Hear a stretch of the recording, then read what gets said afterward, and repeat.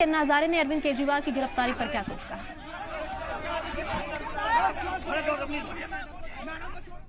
कि अरविंद केजरीवाल जैसे आदमी जो मेरे साथ काम करता था,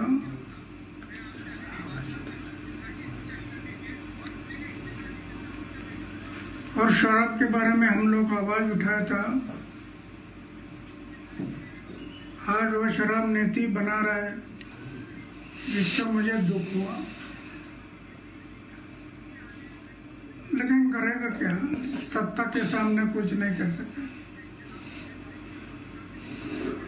आखिर उसको जो अरेस्ट किया गया,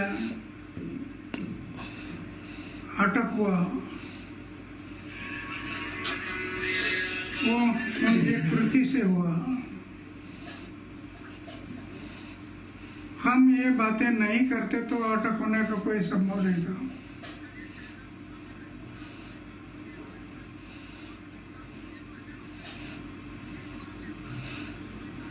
तो जो अटक हुआ है, अभी कानून के तौर पर जो होगा वो होगा, वो सरकार देखेगी, वो सोचेगी।